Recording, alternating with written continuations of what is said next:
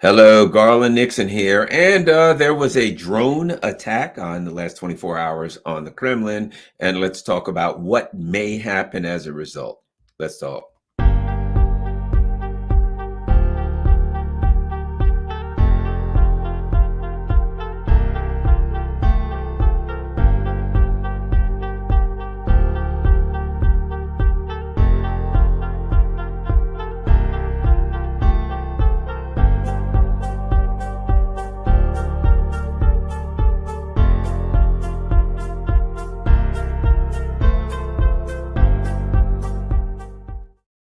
Hi, Garland here. And so we're going to talk about the Kremlin attack. You know, it's interesting. I'm looking, man, I got like 7 viewers. So we are a small, but very close knit family, it looks right now. I haven't seen Chicken Patty, and you know how it goes around here. The party does not start until Chicken Patty is in the house.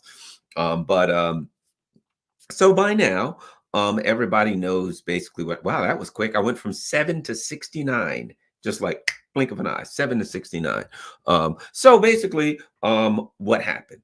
So a little bit of background. Apparently, Victory Day is coming up, which is when the people in the Russian Federation celebrate um, the victory over the Nazis in World War II.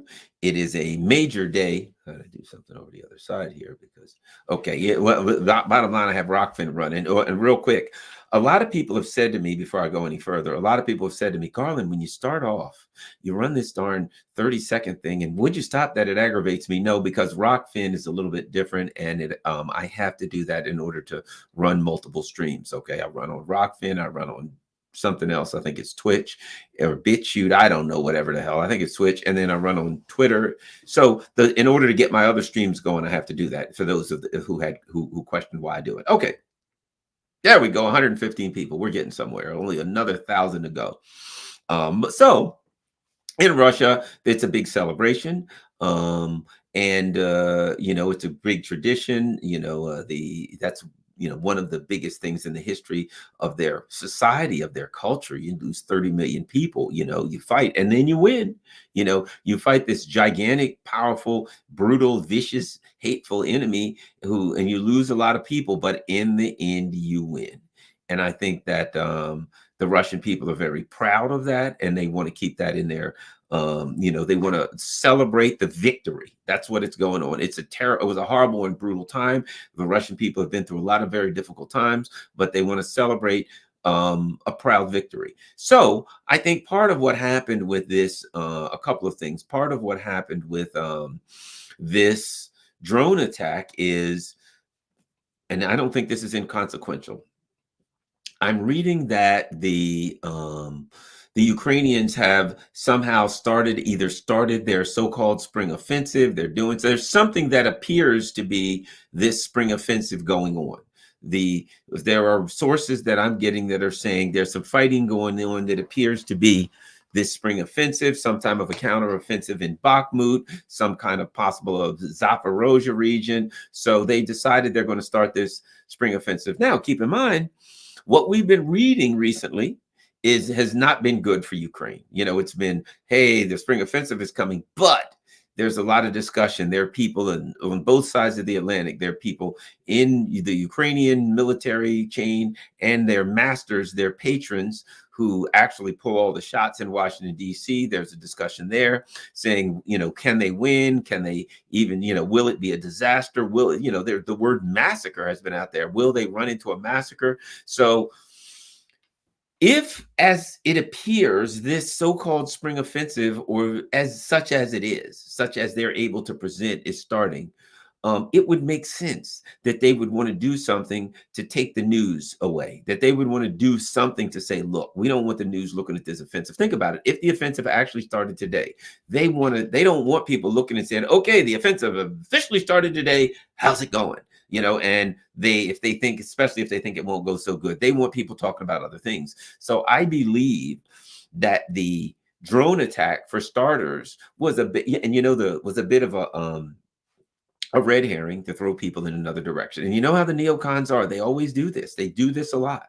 They're masters. They're not very good at strategy, but they got a few tactics here and there. And one of their tactics is kind of like in prison. A friend of mine was a prison guard, and he used to use this term that the prisoners use: create a distraction. Right? Create a distraction. In the prison yard, they want to do something. So a couple of prisoners pretend like they get in a fight and they wrestle around, and the guards are over there trying. And while they're all doing that, the guys are sneaking in their weed, sneaking in all the things, doing all the stuff they need on the other side, because the guards are distracted. You create a distraction when you don't want people to look over here. Hey, there's a shiny object over here, because you don't want them to look over here, right? I think part of this is, I don't think it's inconsequential that on the same day, that within the same 24-hour period that the spring offensive has allegedly started, whatever it's going to be, that this big newsworthy item happens. Now, so I think it's part of this is a distraction, and I'm not biting it. I'm not biting the hook. Part of this is bait to say, hey, let's not even talk about the spring offensive. Don't worry about the spring offensive. Who really cares about spring offensives? That's unimportant stuff. Look, a drone over here, right? So there's a spring offensive, and everybody's waiting with bated breath. And what we know is there are people on both sides of the Atlantic who think this thing could be a spectacular flop, could be an absolute massacre. So they don't want people looking too close. So they're like, all right, take a couple of drones, throw them at the Kremlin. That'll freak people out. That's all everybody will talk about. And then we're going to get that on the news. We'll make it sure it's on the news. Certainly it'll freak the Russians out. They'll go bananas. Who knows what they'll do, but who cares? Because the neons kind of don't care. They just want, they don't, will they blow up, what's his name? Zelensky. Look, how about we do this? Would the neocons really be upset if the Russians sent a missile to take out Zelensky? I don't think they would at this point, because they're looking for an out, and they may see Zelensky as a person who's in the way. Let me throw this theory out there. People use the words conspiracy theory. It's a theory. Let me throw you a theory. Let me throw you this theory out there in two different ways. Number one, the neocons want to rub out Zelensky, because they say, look, we got other people we're talking to here. We got other people we're bribing. We got some other things going on. Zelensky, no doubt, has his backers, right? And maybe there's a faction of the neocons who are looking for a way, of people who are looking for a way, but Zelensky's in the way. So they're like, here's what we do. Number one, we do this attack on the Kremlin, right? Then everybody will be expecting the Kremlin to respond. Then mysteriously, Zelensky meets an unfortunate demise, an untimely demise, as they say in the movies, right? So this happens. Just think about this. Zelensky's Finland or wherever. Zelensky comes back tomorrow, and they find him somewhere with a bullet, right? He's done. Whatever happens, his house blows up, his car blows up, his helicopter gets shot down, whatever. As I said, Zelensky meets an untimely demise. Everybody's going to believe that the Russians did it in retaliation, right? So if I want to take Zelensky out, if I want to do him in, I got to create an environment where I can get away with it and blame it on somebody else. So what do? I do this drone attack, and everybody says, hey, the Russians are really pissed now, and Zelensky returns to Finland, and they find him face down in the mud. He slipped and fell down an elevator shaft, whatever the case, right? He's done. And you had your people do it you had somebody do it. One of your operatives took him out, and then you blame it on the Russians. Right? It's quite simple. Hey, the Russians are pissed now. He struck. Okay. And then you find Zelensky face down. What happened to Zelensky? Oh, clearly Putin took him out. You know how Putin is, doesn't like his enemies. And you know good and well, everybody watching this knows as well as I know it, that if Zelensky croaks within the next week, everybody's going to think that the Russians took him out. Everybody. And if the Russians say, we don't know what you're talking about, we didn't take it, ain't going to matter. It will be all over. And what will they do? All over the mainstream media. Oh, well, Vladimir Putin has responded with his brutality, the brutality of killing poor Zelensky. And then they'll lionize Zelensky, right? They'll have Hollywood will have put his star on the Walk of Fame or whatever the hell. They'll build statues to him. He'll be the great. They'll kill him themselves. But then they'll blame it on Russia. Let's not forget, Let's not forget, there are what? I'm pretty sure I got this number right. There are 4 nuclear power plants or 5 nuclear power plants, either 4 or 5. I'm pretty sure. I think it's 5 in Ukraine. So they got 5 nuclear power plants. Out of those 5 nuclear power plants, Russia controls one of them. 1 out of 5. That one is getting shelled. And their position is Russia is shelling the 1 out of 4 nuclear power plants, the only one that their people are in. For some reason, Russia's not shelling any of the other 4 power plants that are controlled. That maybe I may be off, it may be 5, but I'm going with 5. It's either 5 or 4. I don't remember the exact number, but I'm going to go with 5 for the purposes of this, right? So understand that if somebody goes in the chat and says, no, they only got 4, okay. But this, I'm making a point here.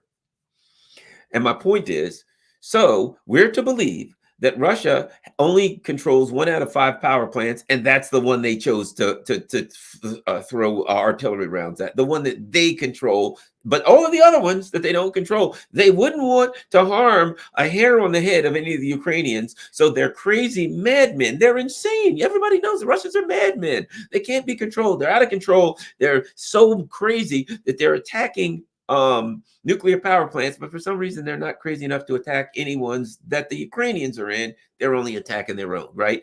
If they we'll say do that. And might I mention, they blew up their own bridge in the Kerch Straits. They blew up their own pipelines, and they're madmen. They just blow their own stuff. They're just suicidal. In fact, they don't even need the Ukrainian military. Why would you need the Ukrainian military? The Russians, I understand, the troops are shooting at themselves. They're blowing their bridges up.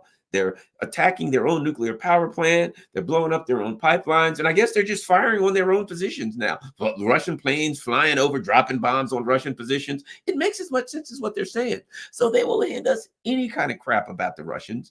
And the schmucks here in the United States will soak it up. Yeah, there we go. I guess they are blowing. Hey, the Russians are blowing up their pipelines. Have you heard? Right? So here's my point. So how hard is it? You throw a couple of freaking drones about as, come on. Did you see that? They're the equivalent of the drones they threw are going to flatten the Kremlin. I don't think so. Apparently they blew some tiles off or something like that. So here's my point. I got a DJI drone back there. I could do that kind of damage for what the hell damage they did. They bent the flagpole or something, right? So they go attack the Kremlin. They bend a flagpole. Bent flagpole. That's pretty much what I saw, a bent flagpole. And this thing blew up. And, so, and what if, let me say this. I don't know that the Russians were able to block this thing. I don't know if they were able to use electronic warfare. I don't know if maybe it just wasn't even meant to hit the Kremlin. It could just been, they weren't all of that accurate, whatever the case may be. But here's my point.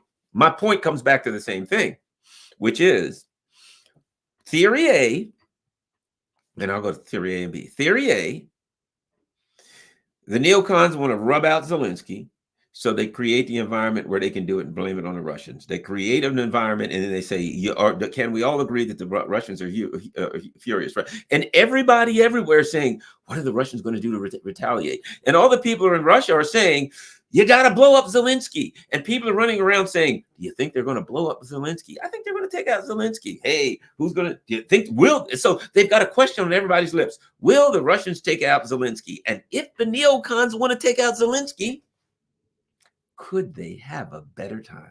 Right? So now, right, Zelensky left for Finland. Yeah, he's coming back sooner or later, though. Somebody said, yeah, I know he's gone to Finland, but he'll be back. Oh, he will be back. And see, when he gets back, it's like, yeah, the Russians are waiting on him. They couldn't do it now because he's over there, but they'll be waiting. He'll probably be poisoned. What's the stuff they always use? Novichok or something like that. Guaranteed. They got some Novichok left over from porting down there in the UK. They'll ship it over there. They'll rub some on his doorknob, whatever the case may be, and he's done, right? But if the neocons want to rub out Zelensky, if the neocons want to do away with Zelensky, could they have a better time? Right now, Zelensky croaks. No one in the world thinks that the Russians didn't do it. Everybody, all they got to say is, oh, this poor gentleman. And then, as I said, you build statues to him. You have stuff on TV. Oh, poor Zelensky. I knew him. Alas, I barely knew ye. Right?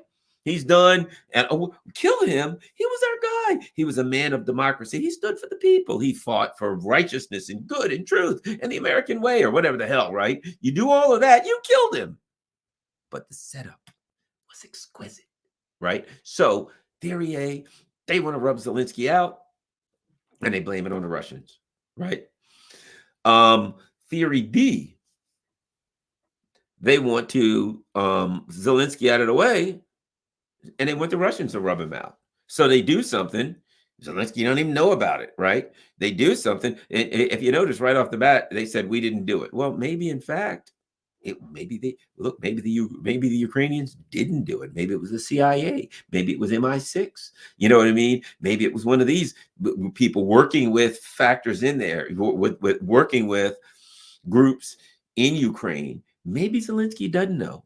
And maybe they're setting him up. Let's say they want him dead and they want the Russians to take him out. So they're like, look, how can we get the Russians to take him out? Hey, the Russians ain't going to take him out. I know. Here's the plan. A couple of drones at the Kremlin, they explode, and we get it out there everywhere. We do that that guilty denial. Oh, we didn't know anything about it. And if you notice right off the bat, the Ukrainians have a stamp out that has like a picture of the Kremlin on fire, right? So now they set it all up, and it's like, and you call Vladimir Putin. Hey, Putin, yeah, Biden here. Look, I just want to let you know, you better not touch Zelensky. I mean, not a hair on his head. And Putin would be like, yeah, I wasn't planning on doing it anyway. I'm telling you right now, but if you were, I'm just saying, you better not kill him. But if you wanted to, he'll be at the corner of 4th and Elm tomorrow at about 4:45. We've set it all up. He'll be there. We've got a bunch of cars there. Not going to be a lot of, stragglers. There won't be a whole lot of, people and innocent people. We're going to have them right in the middle of the street, 4th and Elm. 4:45 p.m. tomorrow. We're going to send you the missile coordinates. Not that we want anything to happen to that man. I'm telling you right now, you better not harm a hair on his forehead. But through our back channels, we will be forwarding you the missile coordinates. We'll give you the time. We'll give you the exact, the location and all that kind of stuff. If you need, just saying, should you happen to need laser sighting, we can, probably get some rangers on the roof somewhere to put a laser right between his filthy little sneaking eyes. So I'm just saying, you better not touch him. But if it entered your mind, 4th and Elm, 4:45 p.m. tomorrow, the coordinates will be sent to you. Bye. Have a nice day. Bye-bye. It's a setup. If I'm Zelensky, I'm like, man, can I stick around in Finland for a while? They're like, hey, how's things going in Finland? Fine, good. Time to come back to Kiev. And if I'm Zelensky, I'm like, I got a place in just outside of Miami. How about, I'm just saying, hey, the weather's nice. It's kind of cold in Kiev. Who wants to go back to Kiev? It's cold. There's problems there. Gunfire, air raid sirens. I got my stomach's bothering me, a lot of pollen. I tell you what, why don't I go back to my place in Florida or France, maybe the UK until the heat blows over. Maybe I'll just do a worldwide tour. That's it. Got to promote that democracy. Got to get on the plane. Let's do a worldwide democracy tour. And they're going to be like, nope. You are going back to Kiev, and you got to be there by 4:45 p.m. tomorrow. Why 4:45 p.m.? At dinner. Yeah, that's it. We're having dinner at 4:50. We're having dinner at 4:50. So near the corner of 4th and Elm in that region. So we're going to have a car that will drive you to that area at 4:45. Food will be delivered to you. Now, understand something. For your security, when they park that car, the driver will get out. We will completely clear the neighborhood. There will be nobody anywhere around you, just to keep you safe, just to make sure. Because, if somebody was around you, they could have a gun, sniper, maybe, maybe a suicide bomber. We wouldn't want anything that happen. 4:45 tomorrow, you, sir, are going to be at 12th and Elm. No questions. And we want you to hold this. What is this? It's kind of a thing that people, when they have laser sighters, laser sight things, they kind of pointed at that, and it reflects it to get, a good reflection for sighting in targets. For sighting in people that we're trying to protect. So you better get back from Finland by tomorrow. We'll handle it. I'm just saying, how can, there's no honor amongst thieves. How can Zelensky trust these people? This seems, if I'm Zelensky and I didn't plan that and Zelensky didn't plan it, here's how I know Zelensky didn't plan it. One of the things that we found out from a while back, one of the things that we found out from a former Israeli prime minister was that when the war first started, Zelensky was scared to death that Putin was going to bomb him and kill him. So apparently he was hiding in a bunker, and he says to the Israeli prime minister, can you do me a favor, bruh? Can you help me out? Help a man out who's down on his luck, brother. He says, I want you, when you go to Moscow, I want you to, talk to Putin and find out if he's going to kill me. So the guy goes to Putin, President Putin. He says, look, Zelensky wants to know if you're going to kill him. And apparently Biden's like, President Putin's like, nah, I ain't killing him. What would I squash an ant for? Nah, ain't bothering with that. So the guy then, and this is, you can look this up, it's a true story. So it is, at least it has been reported that apparently the guy called back and said to Zelensky, you can come out of the bunker. I talked to Putin. He ain't killing you. Okay. He's not going to take you out, so you can. And so apparently, at that point, according to the former Israeli prime minister, that's when Zelensky came out of the bunker, sticking his chest out. I'm not afraid. I'm a tough guy. Nobody's scared. I'm here to fight. Blah blah blah. But he was scared to death that he was going to get killed. And let me just say this: it was a valid fear. Right? There was a war. It's a valid fear. When he found out he wasn't, but he's a freaking green screen ham. Okay, so let's continue. So why did I say that, and how is that relative? Here's what I can tell you. The man has skimmed $400 million. He already had all kinds of money, all over the place. He was, and as we learned from the Seymour Hersh leak, that the CIA apparently came to Zelensky and basically said, you're taking more than your fair share. You skimmed $400 million. We're all crooks here. But you're taking this a little too far. 400 million is too much to scam. You get more than your fair share, right? That's apparently what they said to him. Not in those exact words, I'm paraphrasing, but that was the thing. So think about this. This man already had a lot of money, a crooked money, and he's still getting more. He's loading up, man. He does not want to die. He's got lots of money. He's got lots of South American snow, shall we say. He can buy all he wants for the rest of his life. He did that. He's doing this and he is getting paid. So what would be the point of getting all this money and then dying and pissing off the Russians to the point where they send a hypersonic missile down your throat? I don't think for 1 second, I do not believe for 1 second that Zelensky is behind this, because he's making all of this money. He's in here to get paid. He is not trying to get himself killed. And this would be a good way to do it. No way is Zelensky involved in this. This guy is skimming the loot. He wants to leave. You're not going to convince me that he would put his life in danger for any reason here. And that's putting his life in danger. And he knows it. Now, that's number one. But number two, he would also know there's no honor amongst thieves. He knows that if there's somebody that wants to kill him right now, it's the opportune time to do it. Anybody can take him out. His bodyguard could smack him over the head with an old bowling trophy, and the whole world would blame it on Putin. Everybody would say, well, as soon as they heard what happened to Zelensky, yeah, he died. Oh, well, there you go. The Russians got him. They said he might have to go. And a couple of Russians even said, yeah, we should kill this guy, right? Bowling trophy, bap upside the old coconut. He's out. And guess what? Everybody blames it on the Russians. So it's the perfect time for anybody wants to take him out. And there's some neocons here that want him out of the way. I will guarantee you that some of the Nazis, let's face it, he is Jewish and they are Nazis. Hey, for the Nazis, killing a Jewish guy is kind of like any time you do that, if you're a Nazi, that's something that, kind of like you feel like you've done the right thing. That's how Nazis are, right? So the Nazis are sitting there like, hey, we could kill this guy. And blame it on Putin. Let's go. I'm just saying, if I was Zelensky, ain't no way that old Watash here is going to be seen back in Kiev, because it won't surprise me if he turns to Kiev.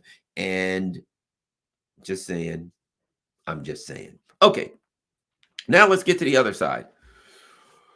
The Russians, the Ruskies, right? The Russians. What are the Russians going to do? What is Putin going to do? Lavrov, Putin, and all this. Now, number one, you got a lot of people who are angry, right, in Russia, and they're like, we got to Payback. It's payback time, as Snoop Dogg says. I want some get backs, right? There's a lot of people in Russia that want some get backs. Now, let's examine what happened before we determine what the punishment. Let's look at the crime, right? Let's look at the crime before we get to the punishment. What actually happened here? Well, a lot of you, most of the people on here have probably seen the video by now, right?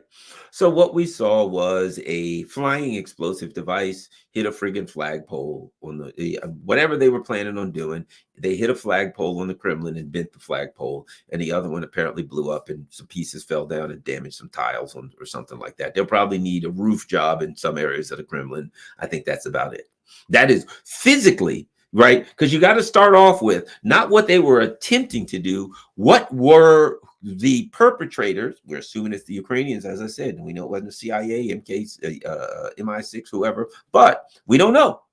Whoever it was, let's go pretend like we're doing this investigation. Whoever it was, whatever they were trying to do, the results were they bent a flagpole, apparently, if it's even bent, they smudged it, I guess, and they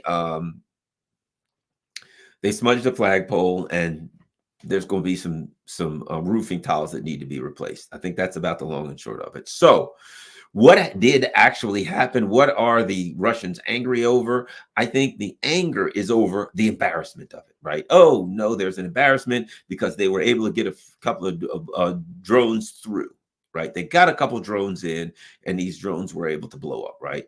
Apparently, they were pretty small drones. And let's be frank, if you use some, look, let me tell you something. If I go flying my DJI right here, I got it backwards. It doesn't look so great, but you get the picture. If you go flying small drones in, it's going to be hard to pick up with radar. You know what I mean? Tiny. So apparently it looked like they were pretty small. They weren't very big, hard to pick up with radar, flying real low, not much above the buildings. So I don't think that this was some massive drones. I don't think that, as embarrassing as it may be, that it was some kind of a massive breach of the airspace, right? These were not gigantic drones, but they were enough to blow something up and do some damage. But ultimately what happened is a couple of them got in, they blew up above the Kremlin, and there was some tile damage and a smudged flagpole. So the results that they achieved were let's just say, were less than spectacular. Now, what has happened is a narrative has arisen, which we don't know is true. Let me give you the narrative. It was an attempt on Vladimir Putin's life. Here's what I would say. Symbolically speaking, could you say that? In a theoretical and symbolic way, could you say that? Yeah, I guess you could. He's in that building. Now, if in fact they blew up the car that he was in, okay. If they knew exactly what office he was in, and this thing flew right to the window of the office, or let's say a place where he slept and it had a window, or the office that he worked in and had a window, and this thing flew right in the office, boom, or was targeting the office or headed for the office, I would say very specifically they were trying to kill Putin. But you got this gigantic building and it's going to hit the roof. I'll be quite frank. If I'm in a building, like the building, the office, my office that I have in DC, right around the corner from the White House, right? In my office building. Let's just say that I'm sitting there one day and I hear a boom above and some things shake. And what happened? Our roof got struck with some drones. Can I pick out somebody and just say, who's the most powerful person in the building? Like where I am, the news service, it would be the editor, right?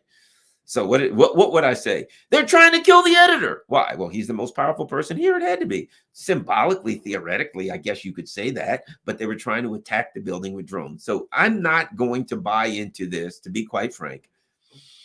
Only in a theoretical and symbolic way can we say they were trying to kill Putin, in that it was an assassination attempt against Putin. There wasn't enough specificity to the attack. It was too much of a blunt object.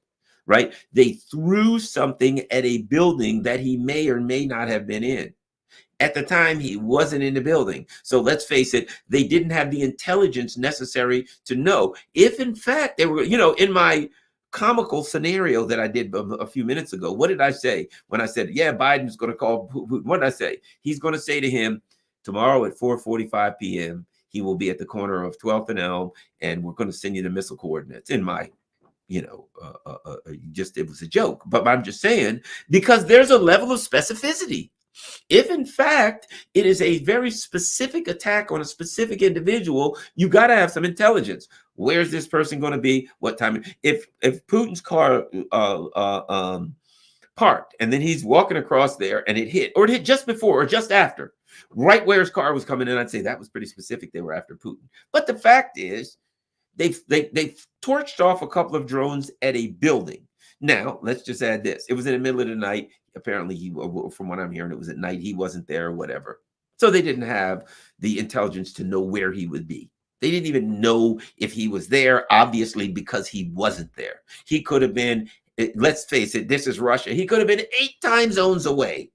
He could have been in the air flying over Crimea. He could have been visiting the troops on the front line. He could have been anywhere. There is not enough specificity here for me to argue legitimately that it was a genuine attempt to assassinate Putin, in a broad sense, in that they wanted to attack the building, only in a symbolic sense.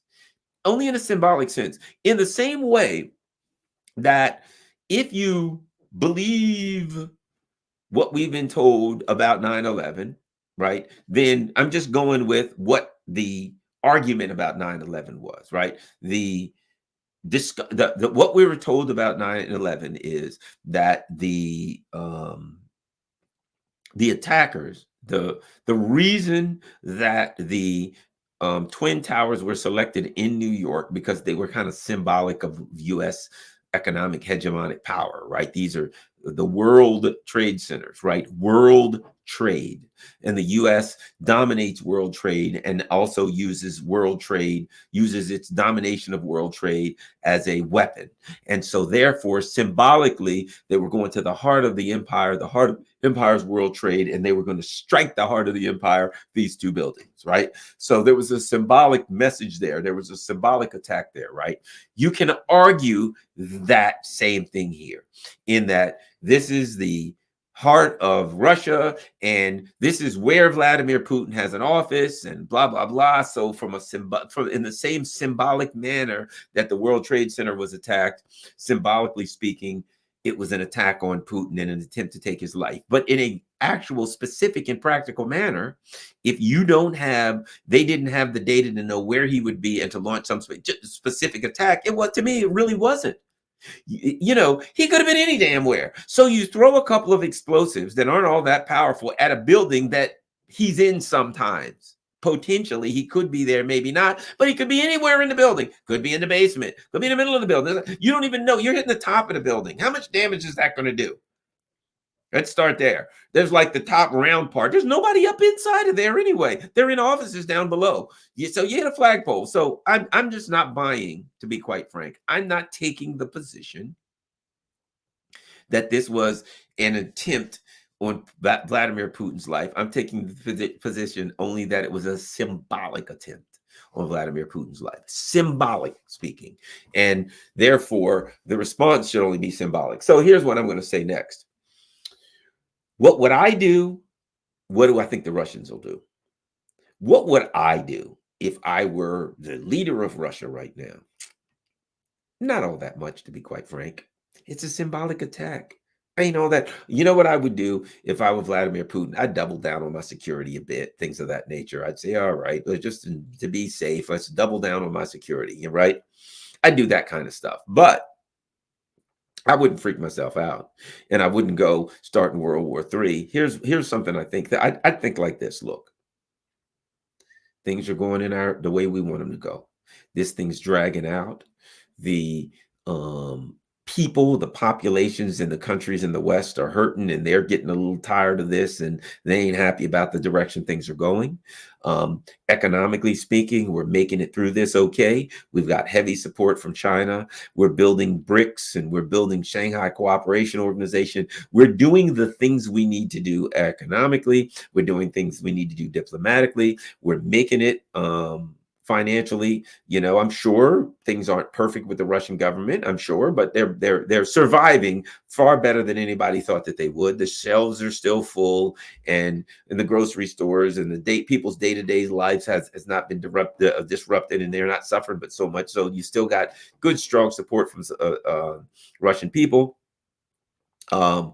You've got this right now. If I were the Russian leadership, I'd be focused on this counteroffensive thing. That'd be at the top of my list, saying this is the big one. This is what they're going to try. Let's keep an eye on this on the battlefield. Let's make sure we put this thing down. And then if the Russians fancy, they can launch a counteroffensive if they're able to put this one down. That I wouldn't be distracted from the offensive. I would, do the best I could from a public relations perspective to talk to the people there. If I were Vladimir Putin, I'd probably go on TV and do a little speech and say, look, I'm fine. And, if that's the best they could do, it ain't much. Okay. They blew up a flagpole, and everything's fine, and, et cetera. So I may go on it. If it was me, I may go on and I'd say something and make some jokes and just kind of remind the population that we're all fine. These people aren't scaring us, right? But I would be focused on that counteroffensive. I would not be distracted from that. I would not be distracted. And one thing that we've seen, and I see this, the Russian people, a lot of Russian people get frustrated because the Putin government, the Putin administration moves slowly and deliberately, and they're not easily distracted. They're very slow, they're very deliberate, and they're not easily distracted. And they plan to work their work, and they work their plan. They've got a plan as to how they're going to do this thing in Ukraine. And I think the neocons are looking at it saying, man, if things ain't going our way, and man, if this offensive fails, we got problems. So we got to do something. Remember, the neocons, that what they do is they cause havoc and chaos, and then they work in that chaos, and they put up smoke screens and all. So this is a way to potentially cause chaos.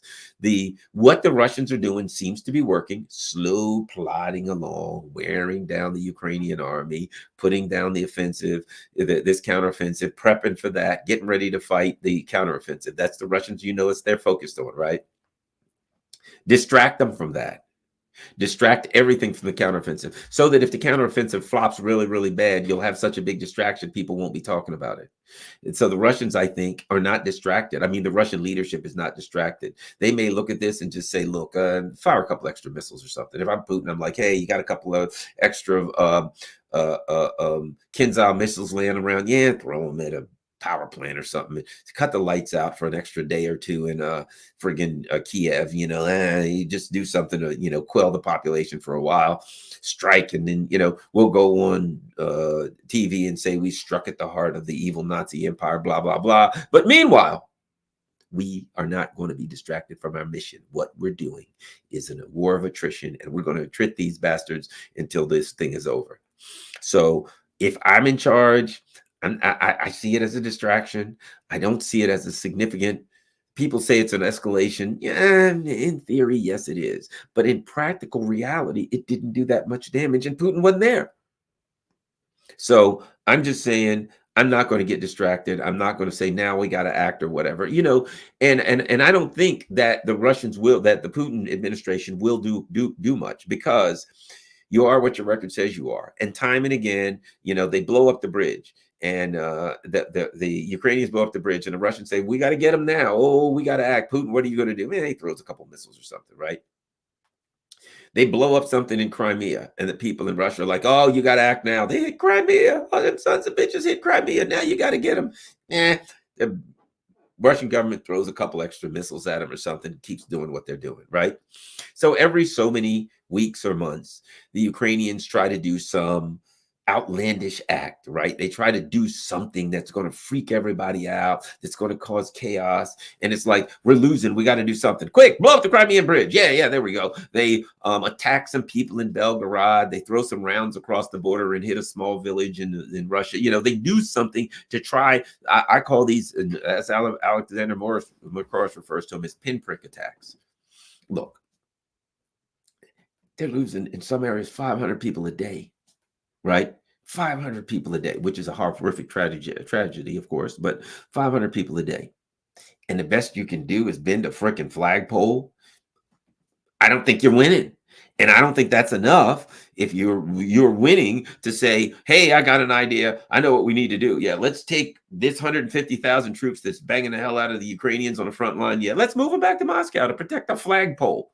No, if I'm the Russians, I'm like, if I'm the Russian government, my only issue and problem has nothing to do with the bent flagpole attack, has nothing to do with the with the uh, uh, um, the ongoing counteroffensive, because I'm focusing on that. It is this. This is my issue if I'm the Russian government, and I bring in my Maria Zakharova and Petrov, what's his name, whatever. I bring in my best minds for public relations, my best minds, and I say, look, here's the issue we got, guys.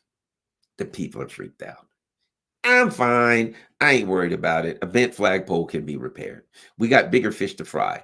We have to focus on repelling this counterinsurgency, and we have to, upgrade. They want to attack Crimea. I think there's more drones coming. We have actual practical battlefield things we got to focus on, and that's what we're going to do. My PR people, here's what I want you to know from you. We got a bunch of we got 180 million pissed off Russians. What can I do? What should I do to get people calmed down a little bit so I can get back to my work and do what the hell I'm doing on this battlefield issue and not worry about these drones? That's what I would say. And I'd say to them, look, I'm assigning my people, my spokespeople, my person, I'm assigning you guys to handle this. I want you to tell me if there's a speech I need to do, I want you to write that speech and I want to give it to me and I need to read it on national TV. If there's something you need me to do, your job is public relations. I want you to come back and say, this is what we're going to do to quell the people. This is what we're going to do. Victory Day is coming tomorrow. We're going to have some special ceremonies during Victory Day, things of that nature, right? You tell me what to do. But I'm not going to be distracted from this counteroffensive. I'm not going to be distracted from the defense of Crimea. What they're trying to do is distract us so that the Crimean attack or whatever the hell they want to do, that whether or not they have some success, that the people won't be looking at it. If I'm Russia, I keep my eyes on the prize. And I understand, and I believe the Russians will do this because we've had this before. The Russian people have been screaming for a counterattack and they haven't gotten it, right? I mean, excuse me, for some kind of retaliation, shall we say. But keep in mind something. The need for revenge and retaliation is emotional. This war ain't an emotional war. War is not emotions. When in this day and age, modern combined arms warfare is about mathematics. They're sitting there. They got mathematicians. They got engineers. They got people saying, we got this many people coming from there, blah, blah, blah, blah. We need this many miles of trenches. We need this. They're doing calculations. Potentially this many attackers coming from this direction means we need this many, this is the amount of ammunition that we project we'll need it for a battle at last, blah, blah, blah. They're doing literally scientific calculations to determine how to address an enemy threat on the battlefield. So symbolic drone attacks that bend flagpoles, that ain't going to get it done. That ain't going to get it done. But here's what they do know. Let's just say a week goes by and they've knocked the hell out of the counteroffensive. And the Ukrainians have shot their wad. They have done their counteroffensive and it fell flat. And they lost a lot of people and boom, it withered on the vine. And let's say the Russians counterattacked, took some more ground, finished taking Bakhmut, whatever, had some success. Here's what they know. People ain't going to remember the bent flagpole a week from now. If they have success on the battlefield, people will not be overly concerned about a couple of freaking drones blowing up above the Kremlin. They'll remember it. Yeah, what happened last week and had them stinking drones. But hey, we won the offensive happened, and now that's been put down. And they will have effectively done what they need to do on the battlefield, and that is their focus. Remember, the special military operation that the Russians have planned here has some outcomes. It has outcomes. There's several things they want to do.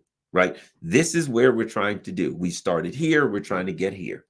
At the end, and they said to the people of Russia, we are leaving point A, and we're going to stop when we're going to go to point B. Things could change. There could be a C, but we started at A. We're going to go to B. Right? They know that for all of the stumbles in between, for all the symbolic attacks, for all of that stuff, that at some point, if they get to where they said they were going to be, we're going to this point, they know that ultimately, if they get there and they say to the Russian people, we said the special military operation was going to do this, we've done it.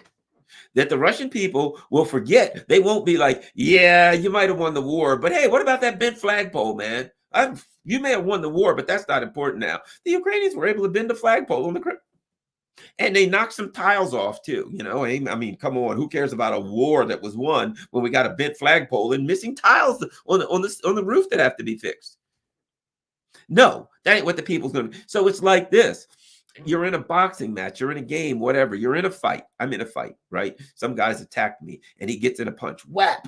That fight ain't over. Ow, that hurts. My eye swelled up, right? But guess what? In the end, and people are like, ooh, he got in a big punch, smacked Garland right in the eye. Garland's got a shiner. His eye swelled up. Okay. But who wins the fight at the end? In the very end, that guy's laying there, broken into a million pieces, and people say, well, you know, he got in a pretty good shot in the beginning, but man, after that, it was not pretty. He got his ass kicked.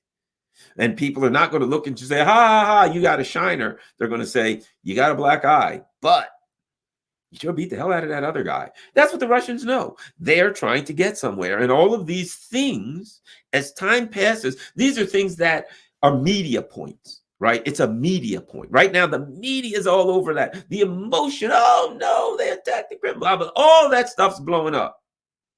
A week from now, if they have success against the counteroffensive, that crap's gone. That's gone. And I think the Russian leadership has learned that, and I think that's where they are. I think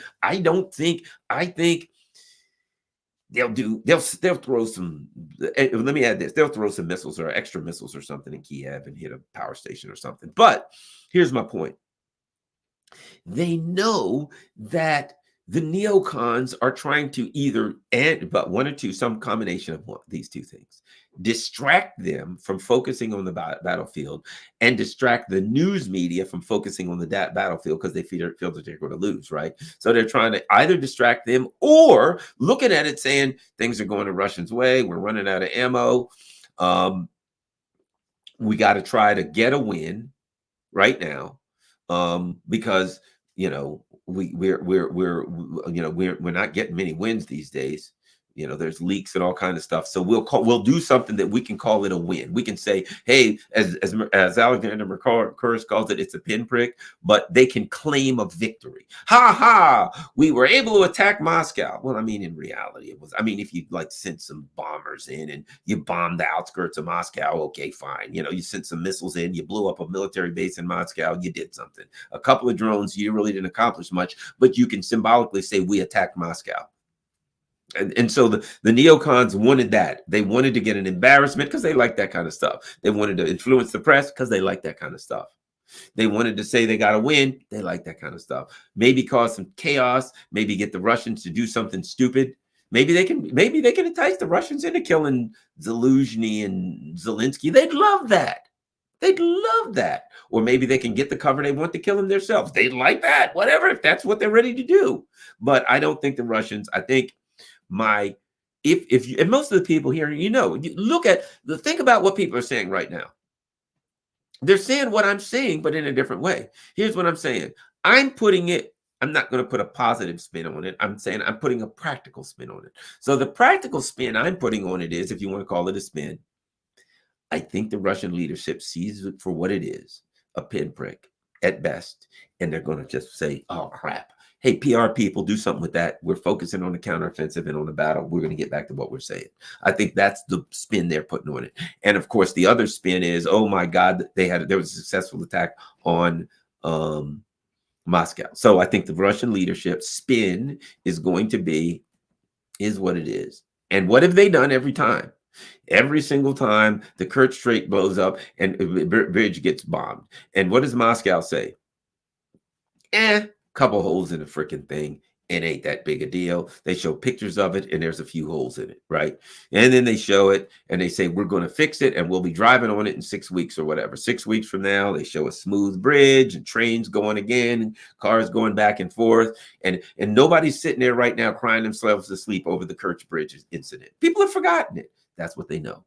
That it wasn't that big a deal, and that people get emotional, and emotions will rise. Whoop, oh no! And then something else will happen, and within a couple of weeks, and emotions will fall. And that they see that this is part of war. And it's part of when you have an opponent that doesn't have the wherewithal to defeat you on the battlefield, they got to try other stuff.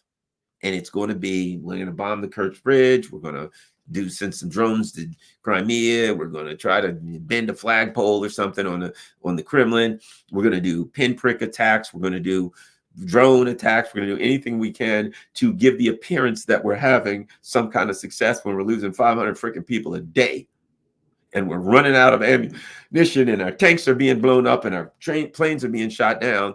And maybe we can find a way to upset the Russian people. Russian people are upset, fine, but they'll get over it. And that's and the other thing is this. Let's go two ways.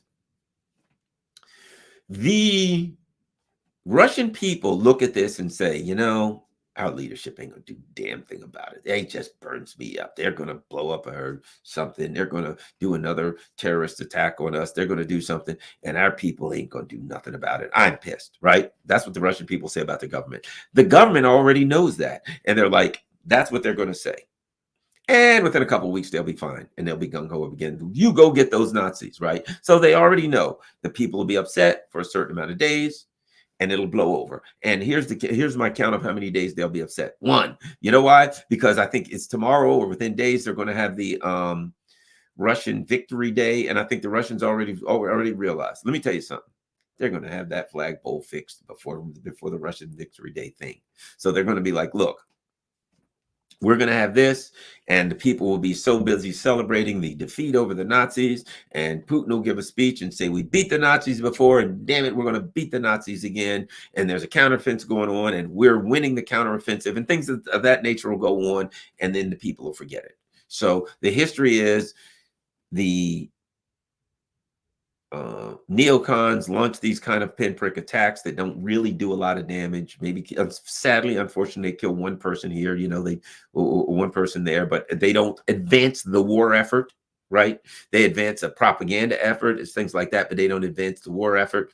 This is going to happen. This is going to continue to happen, but it's not going to be a big change in the war effort, and it changed the war effort. Now, don't get me wrong. People could say, as soon as this video's over, people could call me a Garland, but big news, what? The Russians launched a giant missile attack on Kiev, and you just said they weren't going to do anything. I'm not saying they're not going to do anything. I'm saying they won't be distracted, and I'm saying they won't take the bait. The other thing is that I think the neocons want them to do something over the top. They want him to do something over the top. They want him to just bomb Kiev flat, kill Zelensky, his family, everybody that's dear to him, everybody, right? And then they can say, we told you. So I think they want to bait him into some kind of an overreaction so they can say they're madmen. I don't think the Russian government will overreact. I think they know they've got clearance, they got time. They just got to win this damn war. And I think that's what they're going to get focused. They're focused on. And the history of the Russian government tells me like I said, could there be a missile attack or two, something like that? Yeah. Right now, they're not going to take any of their resources that they're using on the front line to deal with this counteroffensive and misappropriate it over to some kind of a revenge attack. No, I don't think that's happening. All right, so let's go. Somebody says, what's the neocon that Garland keeps talking about? I don't neocon. Read that. Oh, neocon. Oh, get out of here. The neocon. Yeah, everybody's a freaking jokester, huh? Everybody's now is an out of work comedian. Neocon. All right. We're going to go through the super chats, and people always have great questions. Raphael, thanks a lot, Raphael. But we're going to look for Clarence M. Hey, thanks a lot, Clarence. 10 pounds there.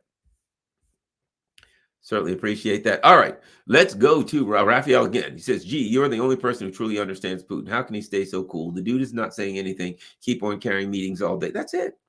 Because that's how I think. You keep your eye on the prize. You're not going to distract me by bending a freaking flagpole. People are going to go bananas. They're going to go ape shit. Oh, God, they attacked the Kremlin. And me, I'd be like, right now, I don't have time to talk about that. PR people, you go deal with that. We got a counteroffensive going on right now. We got other important things. What do we have going on right now? Well, Iran wants to talk about BRICS, and South Africa's trying to do that. We got a list of countries that want to join the SCO. You know, we have a full set of meetings today for you, Comrade Nixon. What do you want to do? Do you want to address the bent flagpole, or do you want to go back to? I got work to do. Get my PR people to deal with that stuff. I cannot be distracted. That's what I'd say if I was in charge. Why? Because that's practical. I suspect that's what Putin's going to say, but maybe I'm wrong. If you got a couple of hypersonic missiles or something laying around, throw them at Kiev, blast something. But other than that, keep going. Honeybell, thanks a lot for the super sticker. Other than that, I got meetings to attend to right now, and I don't have time to be distracted. That would be what I'd say. All right, next. Valdis Mosley. Hey, Garland, wasn't Saddam Hussein once an ally of the West in the U.S. proxy war against Iran? Yes, he was. And in fact, the U.S. helped put him into power. The CIA helped put him in power. Let us keep going. Chicka boom boom says World War III will happen this year. 1,000% guarantee. The U.S. is in mandatory nuclear target number 1. The U.S. is I don't think World War III is going to happen this year. I think World War III is already happening. It's what you call World War III. It's already happening. The U.S. is let me say this. The U.S. is at war with the world. The world is changing. The world of countries no longer are accepting U.S. hegemony. The U.S. is in Africa trying to twist the arms of African countries to stop doing business with China and Russia, right? The U.S. is in the Asia trying to twist the arms of countries to join them in some crazy neocon crusade against China. They're twisting the arms of all of their so-called partners and allies and vassals in Europe. The U.S. is in South America trying to overthrow the government of Peru, trying to overthrow the government of Honduras. They're up to no good everywhere, right? The U.S. is at war. That's World War III, but it's the U.S. empire against everybody in the world. The U.S. is saying, I need everybody to sacrifice their economy and sacrifice everything in their interest for me. Well, you're a malevolent force. People ain't going to do that for the malevolent force. You're not making their lives better. They ain't sacrificing nothing for you. Nobody but your European vassals are going to do that. Christopher says, problematic if they're shape charge, wait on details. Yeah, look, whatever the case may be, I'm telling you, as far as I'm concerned, if you attack a building and you don't even know whether the person's in the building or how many, 1,000 people could be in the Kremlin. I don't know how many people fit in the Kremlin, probably 1,000. The idea that you're picking out any one of them, I don't know. I'm just not, I'm not taking that as as what the news media will call it. Baby Gerald, thanks, says, this drone pilot and the narrative around it are dumb enough that I am inclined to think the polls are behind it. Thanks for the up-to-the-minute analysis. Thank you. It wouldn't surprise me. God only knows the polls. The Polish leadership. A lot of the Polish people, I have a friend in Poland right now who tells me the Polish people ain't buying into it as much as their leadership is. Naturally aspirated Russian ally, 10 pounds, thanks. When collective West is gravitationally bound by its nature and not outside forces, all humanity needs to do is push. Nature will do the rest. Respect. Thanks a lot, naturally aspirated Russian ally. Great comment. Great comments here. All right, next we got Mag Galucci. Thanks for the super sticker, Mag Galucci. Thank you a lot, everybody. Next, we're going to Obi says, good day from Australia. Keep up the good work. Obi-Wan Kenobi. I'm sure there's more. All right. Basil Bechkov says, did Biden just hit the fan? Oh, I don't know. No, because I just think that the news media will make it a big deal, but I think the Russians see it for what it is in the practical reality. G. Kennedy is at 39%. Put that into context for us. G, does that mean RFK? Oh, the G is me. Kennedy's at 39%. Interesting. I don't know. I haven't seen any polls putting Kennedy at 39%, but I'll put it to you like this. Keep an eye on him. There's a long time between now and the 2024 election. I mean, we got from now till November. Was this May, June, July, August, September, October, November? So we got 7 months plus 12 more. So we got 19 months to the election. That's a long time. And might I add, I expect 2 things. Number one, I expect that we're going to have a severe economic crash by then. A severe economic situation by then. We'll be in, at best, recession. We'll be in bad shape. Number one. Number two, our banking system is unstable. That could collapse. So it's not, God only knows what could happen. I don't see a place. I don't think the country is going to be in a good place where people will be like, yay, 4 more years, 4 more years. No, I don't see that happening. So keep an eye on Kennedy. Interesting. You know, he's saying a lot of things that a lot of people love. So we'll keep an eye on him. I think he has a chance. The Democratic Party is about as corrupt can be. So it's kind of like, what's his name in, oh God, the guy in England, at any rate, Jeremy Corbyn, where his own party, we found out later, his own party, you know, kneecapped him. And so the Democrats are corrupt and they're going to do everything they can to kneecap Kennedy. So keep an eye on it. At 39%, I haven't seen that. I've seen 20%. But if he's at 39, I'll put it like this. If Kennedy's at 39% now, he'll win. If he's at 39% right now, then it's over. But I haven't seen that. If he is right now, then they're in deep trouble. Madge, oh, thanks a lot. Thank you, certainly. And any more? All right, that's it. We're going over to Rockfin and look. Anybody? Oh, man, we got people at Rockfin. Let's see who at Rockfin. Living Chai. Get a tip. Thanks a lot, Living Chai. I think that's it for everybody. And holy moly, we're at 1 hour and 1 minute. Imagine that. All right. Thanks a lot, everybody. And I will say, as always, Patreon, if you can do patreon.com, certainly appreciate it. Whatever you can. You know, as you know, I'm working on getting the dollars together to turn this thing into this bedroom office, former bedroom, now it's an office, into a studio. If you can do Patreon, but believe it or not, everybody does buymeacoffee.com. That Buy Me a Coffee is awesome. And you can do the call. It's like $5, you know, buy me a coffee, $5. But you can say bought 3 coffees, 4 coffees, 5 coffees, whatever, however many you want for the $5. But what's interesting now is you can now do like Patreon. You can go and buy me a coffee and say, I want to do $5 a month. And guess what happens? Boom, $5 a month. So you can do just like Patreon and become like a subscriber kind of thing on there. So Buy Me a Coffee is great. Cash App, you see my information there. Anybody that can help the channel.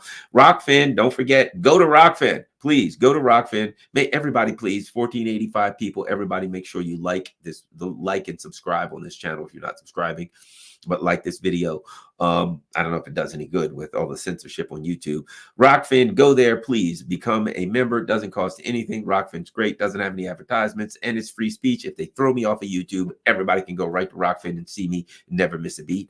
If you can afford to become a subscriber and help the channel on Rockfin, I would appreciate it. If your subscribership on Rockfin is $14.99 a month,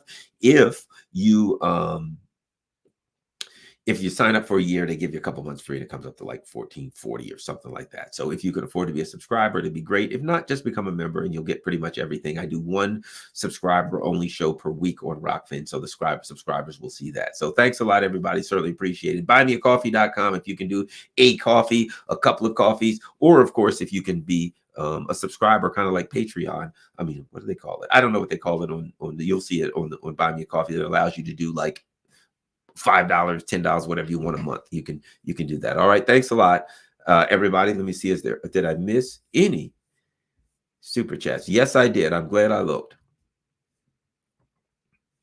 Zarna Gebru, super sticker. Thanks a lot. Zerhans. And I think that's it. Thank you all. Have a great day. I hope you enjoyed it. I really did. Got in from work and decided to do an early video.